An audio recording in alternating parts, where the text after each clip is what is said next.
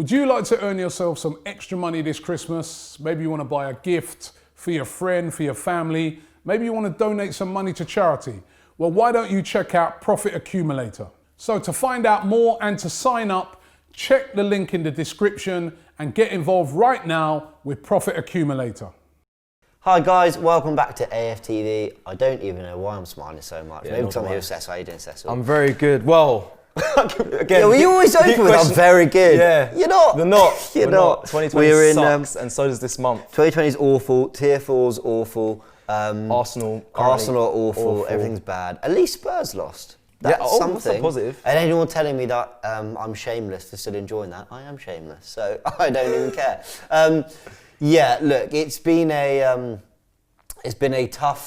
was a tough Saturday night. Mm-hmm. We're here on the stats review show to look at the stats, just break down what went wrong, understand it. We'll then be doing a bit more of analysis and sort of punditry, if you call it, on our build-up show tomorrow ahead of the big Carabao Cup game. And just to jump in there as well, the Tactical Insight show will return, but today we have got the review show. Yes, unfortunately, because of the new government regulations, we couldn't have Graham. It was such a shame. We made such a good start, and I'd love to have heard what Graham had to say about this. Definitely, we'll get him back. But big shout out to Graham. I know he's really disappointed, but it obviously is the right thing to do in this situation. Definitely, I look forward to back together. Absolutely. Well, I've got you here though at the very start. Before we go into it all, do check out the polls on the AFTV Mobi app, AFTV VIP. Anything else to mention? How's your touch? Did you lose to DT again? Or? Oh, relax. I didn't lose to him at all. But yeah, the part 2 is out now on the app. Yeah, and then hopefully soon we'll have your episode on. And you guys can see if James is a baller as well. I'm quite excited about that one. So we've got a couple episodes coming out. The old, I won't ruin it. If I'm honest, it gets hilarious. If I'm honest, I mean, they should sign you right now, Arsenal. I told you I could kick a ball. Yeah. I told you I'd get into this Arsenal team. I was anyway, shocked. Let's do it. This was the moment. This was the moment that decided it. A 2-1 defeat at the hands of Everton, who on the day I didn't think were brilliant, but we'll go into all that. Just before we go into the stats and everything, we've had a day off. Normally we do this the day after immediately, but we've actually had a bit of day of reflection. Yep. How are you feeling, like, kind of instinctively right now about Arsenal, about the defeat? You know, have you had time to reflect? Yeah, I've had plenty of time to reflect. I rewatched actually quite a bit of it. Yeah, I know, it's painful. But do you know what? I find now that we're here, I feel like it's part of our duty as well to really get into the nitty-gritties of what's going wrong. I'm not going to spend too long on it because I could be here for hours. But I think it was poor again. Yeah. Richarlison was playing with one arm. That's something I wanted to bring up. He was limping at one point, still gave us a bad day. Don't get me wrong, I think Maitland-Niles dealt with him very well and had him in his pocket, but they had a weakened squad. They had injuries. I know people I spoke to on the weekend were like, well, we have players out, and I'm like, that's not an argument because we had players out, they had players out, and they still came and done a job. And if I'm honest, like you said again, you don't think Everton were brilliant. I don't think they stepped out of second gear. No, and easy for them. Exactly, and they still got a result. We said in our build-up show that they beat Leicester and Chelsea by not doing anything spectacular. They got a penalty, goal from set piece, decent solo effort. They won the game. We did the same thing. At least we scored a goal, which Leicester and Chelsea didn't do. But you don't get any points for that. Yeah, and it wasn't from open play, so it counts. I'm not taking away a goal's a goal, but it's just like, I don't see much creativity at all. It's the theme of this year of Arsenal, there's not much creativity. We have stats to back it up as well. Things I want to talk about later. I'm not going to go into individuals right now, but I just wanted to say, from watching back, Everton seem to have passing patterns pre-done in training. They know where the player was going to be. If you don't believe me, just go re-watch it back. They were doing passes around the corners without even looking, and that's a sign of a team that's been drilled to say you have to be there when the ball comes in. So we had none of that. We haven't had that all season. They had balance, I suppose. Yeah. Let's get into it. These are sort of just the general stats from the game. We outshot them 13-9. That's pretty good. Yep. Shots in the box, I thought was interesting. We had 9 shots in the box. I don't remember any of them. Yeah, I think I remember the Nketiah one. Yes, that opportunity should have scored, but that was poor from him. Yeah. I know he's young; he's a young striker, yeah. but he should be doing better with that. Yeah, definitely. Bukayo Saka in the 98th and 10th, To be fair, it was the towards the end, that last minute. I know 90/10th isn't a minute. I'm making a point as to how late it was. Like, we seemed to suddenly come alive within the last seconds. where was that all game really? Yeah. But we suddenly managed to carve something else, and Saka had a decent shot in the box. But I can't remember any more. No, I remember many crosses being put into the box. I don't know if the stats aren't. It's not stats not there. Apologies. We had 17 crosses, I think, to their 13 or 15. So it Wow. wasn't even that many, really. Okay, well, wow. It wasn't that us you got spamming it. 40 crosses Yeah, in a game. that's true. That's true. But interesting. It's only 17. That's quite weird. Apparently, 'Cause I think so. Yeah, because I kept remember seeing crosses and we kept shouting like, why we haven't got the firepower in the box to convert these crosses. But okay, that's quite a lot of shots in the box though that I don't remember either. We had more passes, we had a lot more possession, but then the XG once again. Now, this is why I bring up XG, and I don't mean to insult anyone's intelligence in the audience. It's a very new thing. It's a new stat that's been around the last kind of maybe 5 to 10 years, maybe not even 10, but XG stands for expected goals. I know the expected starts with an E, not an X, but whatever. Must point that out. What it essentially does is for every chance you have, it will basically rate that chance and tally it. So if you have 13 chances, it will give each chance a rating between 0 and 1. Yeah. So 0.2 is most people wouldn't score that. Yeah. 0.9 is that's normally a goal. And he uses data from hundreds and thousands and millions of goals scored to basically interpret whether that should have been a goal or not. It's very clever. It's very clever. And what does it? Tallies it and then works out how many goals you should have scored, really. Yeah. Now, for all the shots, and and it's a good stat. Like football's a nuts game. You've seen teams with an XG of 3.2 score 1 goal, and a team with an XG of 0.6 win 3-1. That does happen. It doesn't predict the result. It just tells you. It's more of a reflection of dominance, right? And that's what I quite like about it. And we were, in terms of chances created, we should have scored roughly as many as Everton. I think on the balance of play, that's true. Yeah. But look at that still, for all the shots and all the shots in the box and all the passes and possession, we don't have a higher XG than Everton. That's what I was going to... That's really bad. That's what I was going to highlight. I was going to say the XG is exactly the same, yet we have higher possession, which means we had the ball for longer, and we have more passes, which means... We should, and more shots in the box. The result shouldn't be 2-1 to Everton. It doesn't make any sense. Well, the XG certainly shouldn't be even. Yeah, exactly. And that's what's mad about it. I think it was Jamie Carragher on commentary. Forgive me if I got this wrong, but someone said, "I really hope Arteta doesn't come out and say they played well." Oh, yes. Right? And he did. And he did. He was like, "Well, we dominated and we did." And I'm thinking, "Oh no, this is such a cop out." You know, dead man walking language. Yeah. When you just start saying things, like. Yeah. They're saying it, boss.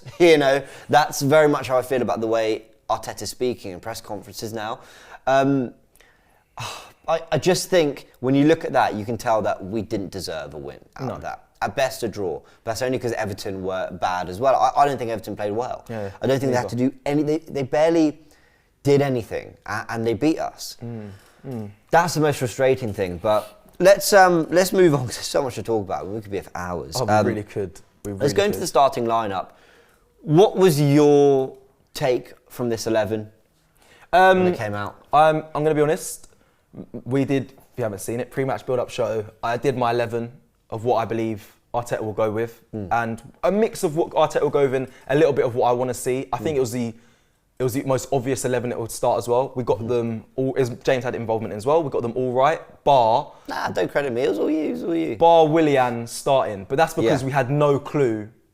No, we didn't know. No one knew about. No one knew about the Aubameyang injury. So and he's been ruled out tomorrow's game with City as well, which is really disappointing. Oh wow! Yeah, I didn't know that either. That was broke literally this morning. Okay, well then... Not even this morning, within the last hours. Nah. Well, there you go. Yeah. But then on top of that, news also broke as well. It was on Sky Sports this morning as well about the Arsenal change room being is very toxic at the moment. Now, I've been in a toxic environment in football. It's the worst. I feel someone spurred something in my mind, right? Yeah. I did a fan cam. I was interviewing fans, and someone said, I don't know if Aubameyang's injured or if he's fallen out with the manager. Now, that may not have any truth to it. Do not start running tabloids or anything. However, I paused for a long moment to think, Arteta did get you to sign the contract. He would have promised you a lot of things. Things aren't really going that way. He didn't seem happy in certain areas. It's something that, it literally could be nothing, but it really did, I don't know, it spun me completely. I mean, I may get abused by you guys, or the fans watching and think it? No, maybe yeah, like really we can't speculate too much. But it's worth asking the question. I mean, when Ozil was left out, let's not forget it started with a back injury, didn't it? Okay. Back injury, wasn't ready, and then it kind of came out. But let's wait and see. I personally, I don't think Aubameyang's that character. I think he'd want to play anyway. Same. I think Arteta knows that he's got to use him in some way, shape, or form. So sorry, I just wanted to just touch on that, but that was it. Please, remember, I didn't say it. Someone, it was from a fan cam, and it just made me think. But it's worth bringing this up though, because let's have a look at what you think. I didn't like that Willian was playing. I didn't feel he did anything to. Serious? Yeah. Before the game, you went from before the game, and then we'll tear him apart in a minute. Sorry, Willian. Sorry, Willian. But sorry, straight to him. Yeah. Sorry, you weren't tell. Yeah, it was bad. I didn't like. I understand the 3-4-3. In that case, I guess you kind of have to have Willian in there. So I do kind of 3-4-3. Yes, I do kind of get that. I looked at the front three: Willian and Nketiah and Pepe, and I thought, where are the goals coming from? I said it in my fan cam. If you've got Lacazette, at least there's a track record there. At least there's someone who can score goals. If you've got Aubameyang in there, I understand where you might want Nketiah for link-up play and work rate, because he does do what Arteta asks him to do. But the minute I saw that front three, I thought, we ain't scoring. Not from open play, at least. And you can see we never looked like scoring. No, you're right. We do depict that. I'm sorry, I'm tooting our own horns, but we do depict that quite well. Like when the Burnley game, I said that. I said we're just going to go side to side. I don't see where the goal's going to come from, and well, it's been proven. I don't know how Arteta just doesn't. We look so toothless. We look so toothless. I've got to say, it was absolutely ridiculous. Yeah. So I mean, that was that on the starting 11, which I found really frustrating. Before we go into it, actually, this is all up here now for you guys to see. We'll go into it, but I want to talk about the Everton first goal now. Okay. Willian had a terrible game. He had a terrible game. Sorry, I don't know how many that was. Let's go into it. Shots on target, he had none. Blocked shots, he had none. His passing accuracy, now 98% is high. Usually you like a good passing accuracy. Was the highest as well. Was the highest. So. But you want your players, when you're a goal down, twice we were a goal down, to be trying to make something happen, to be taking some risks, to be putting the ball in dangerous areas. You know, if it doesn't go to someone, fine. To try and thread a pass and try and be inventive. 98 is way too safe. Way too safe. You don't want it to be in the 60s and 70s. That's like, all right, you're losing the ball 1 every 3 passes now. But this is way too safe. And you watched his performance and you could see he was safe. He never got out of first gear. Good crosses, a whopping 0. Jules 1 of his, he attempted 4 duels. By the way, Tierney, I think, only attempted 4 duels and won 50% of them. So I'm not saying Jules tells you that much, but he won none of them. Great. Fouls conceded, none, which again, it's a bit like the passing accuracy. You're not even getting stuck in. You're not even trying to disrupt them, nothing. Fouls 1, we're an attacking player, you're quite skillful. Surely you'd hold the ball up, gas up the pitch, beat a man, get tackled, get fouled. No, none. Tackles, none. Interceptions, none. Possession gained 3. I'd love to know how he gained possession 3 times. I mean, they must have rolled it to him, because he didn't tackle, he didn't intercept, he didn't win a foul, he didn't, although that's not really the same stat. He won none of his duels. I have no idea how he gained possession 3 times, but credit to him, he somehow invented a new way of doing it. I'm sorry, I'm going in here, because I have defended Willian massively. I defended the signing, I defended Arteta for wanting him, I defended his versatility, I defended him for struggling in a team that wasn't at it. I defended all those things, but I didn't see him once get out of first gear against Everton, and that is completely and utterly unacceptable. Yeah, the car didn't start for Willian at all. Never started. Did not get going. By these stats, you wouldn't even think he played. You wouldn't think he started at all. Like they are awful. And do you know what? When we do these things, of course we pick out the worst stats, because we're trying to prove a point. His touches were quite good. His passes in the opposition half were okay. But they had no impact on the game. So I could show you all that. But what am I proving? The eye test tells you he was bad. And this is why he was bad. He did not even... I never played football at high level. But I've had wise words around me, and what people used to say to me was, even when I was just playing Sunday League with my team, they'd say, go out there and get stuck in, work hard, and then the rest will come naturally. The dribbling, the touch, the passing, the instinct, the creativity, that will all come. Yep. If you do the basics first. And Willian not once did he do the basics in that game. And I'm furious with his performance. Now, even 2 days on. Yeah, I'm gonna now take. I came in this morning and James was breaking this down, and I could see him getting passionately aggravated by getting riled by what he was typing breaking away. down. And do you know what? I am gonna agree. I'm gonna come at obviously not a different angle. I'm gonna agree with him because we have given Willian plenty of time and we've backed him. I've backed him. I backed him over Pepe, and people people used to say I have a Pepe agenda, but I just knew Arteta trusted Willian more. But now I'm starting to question why. And I feel we have right to. Obviously, we do the eye test. We've watched the game. We all watch the game, and then we have an opinion from watching it with our own 2 eyes. Whether you've played high or not, you're a fan. We watch the game, and then we make a decision, and then we go to the stats just to see, like, am I going crazy? Or what am I saying is correct? Now, this says it all. And the thing that I have a problem with, I've said this on record many times. I don't think Willian or Pepe are good enough, unfortunately, for the positions that they're trying to play.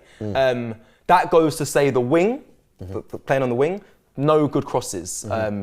That's happened for both. A winger's passing accuracy shouldn't be that high. No, that's your job is to make crosses, and they usually get intercepted, or they don't reach. Or you come inside, you thread a through ball, or Yeah. you have a shot or something. Exactly. So it's just like our wingers aren't doing the job, considering that we do a lot of crosses. It's very frustrating. And I just want to just touch on the one thing you said this morning about mid-wing. I don't know if you want to take over. No, so I'd love to credit the Twitter account that said this. I'm really sorry because I don't want to. This was not my thoughts. Yeah. Someone made a point about this. They made a joke saying there's a position called mid-wing. He kind of invented it. He basically said where you're basically kind of dusted as a player, and you play in this kind of take no responsibility winger role where you're not quick enough, athletic enough to beat your man anymore. So you're coming inside to get the ball, but you're having no impact. Yeah. And he said Willian and Bale were good examples of that. Yeah, so and then I thought that was quite interesting, quite funny. I'll credit it. If you go on my Twitter account, I've retweeted it, so you can find it. However, James is being very humble here because we also in the watch on called it the false. Yeah. So we thought at one point he's playing just the false. There's no false. Not, like we thought Willian he found his way drifting into the middle. Again, from what I've broken down, which I'm going to quickly touch on. He was playing just behind the striker at one point in the game. I don't know why, but I call it the false because, and Cass as well called it the false because he wasn't getting on the ball. He wasn't creating no chances. Just to give you a quick breakdown, David Luiz, I think it was 89. No, it was 83.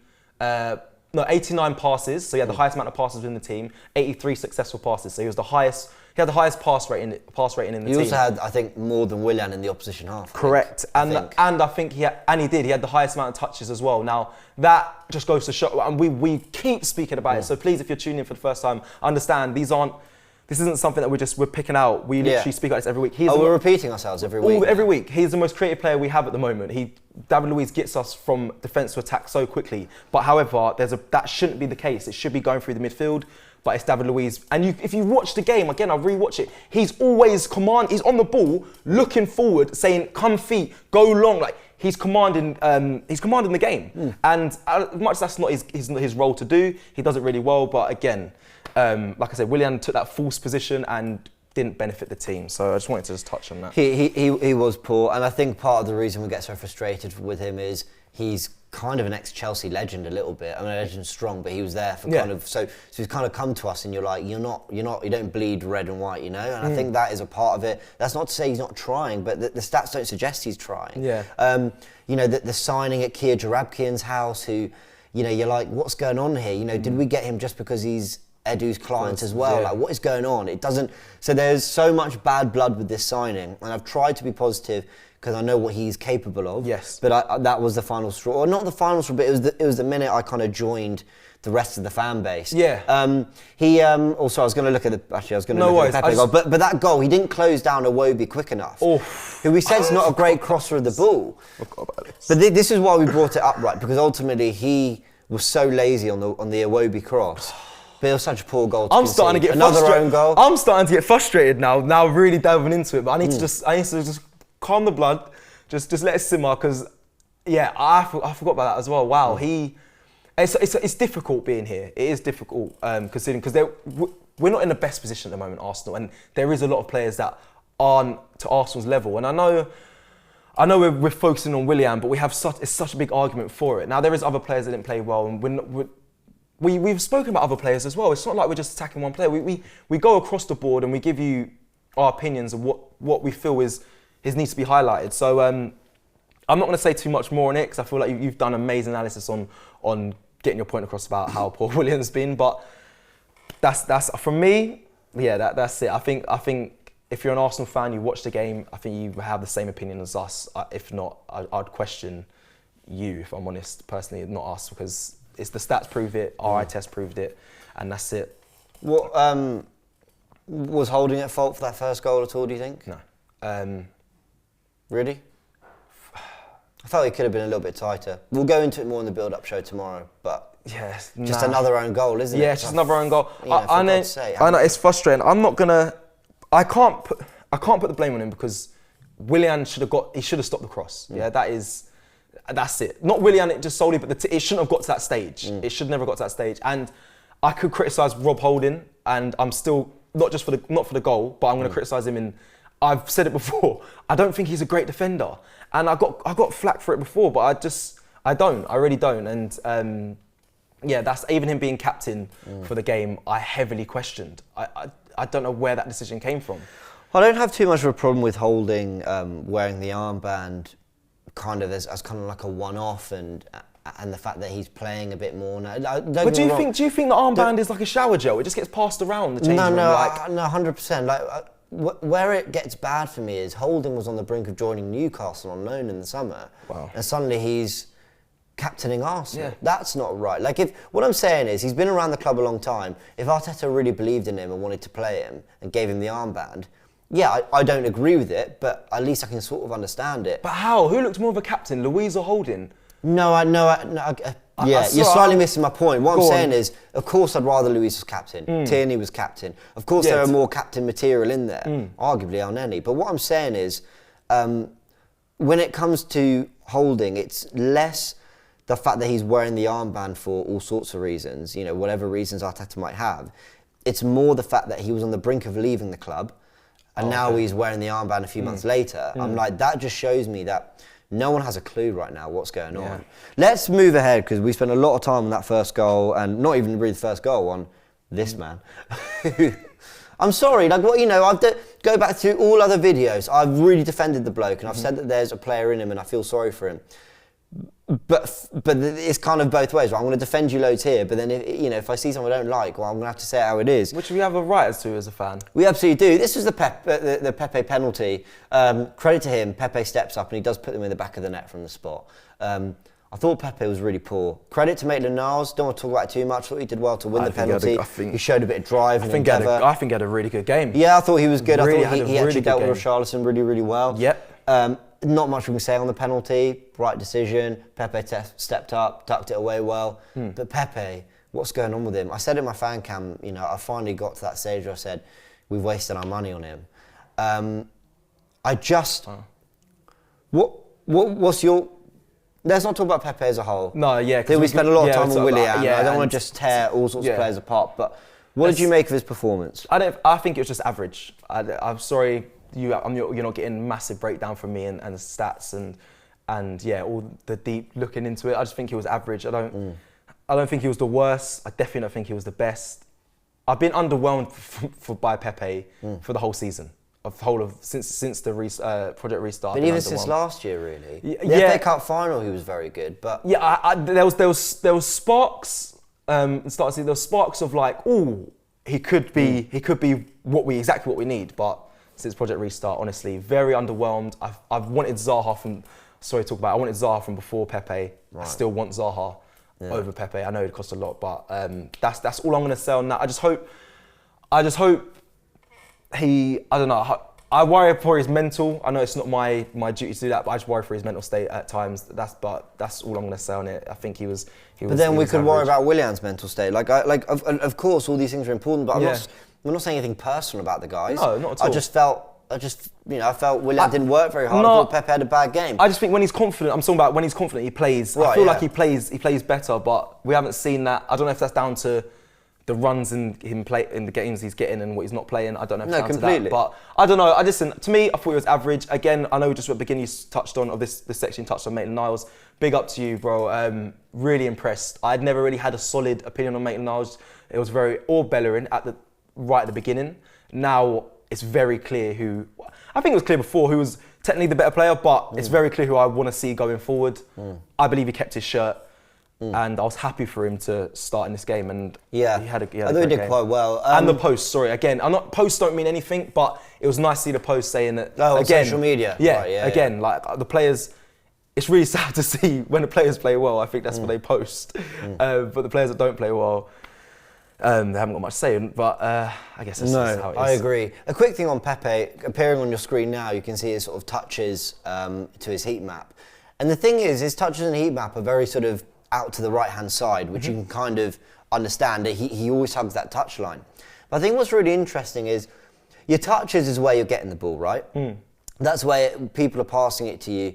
But your heat map should show a little bit more of where you want to get the ball, where you're running to try and receive it. So whether it's a tactical thing or a Pepe thing, he's not running into central areas where he can be dangerous. He's not getting into the box that much. No. The cross comes in and you're like, where's Pepe? Yeah. So I do think it's partly a system thing, but his desire to impress should be getting him into better positions as well. Before we move on, I said I wasn't going to talk about Pepe too much, but before we move on, question. Do you think Pepe thrives outside the Premier League compared to what he does here in the Premier League?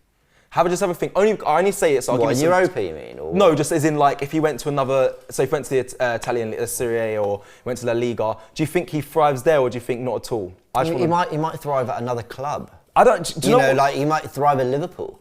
Ooh. Like I think it's partly him not playing well at all, but I think it's part how this team plays. Like for nearly 2 years now, we've lacked creativity, we've lacked endeavour.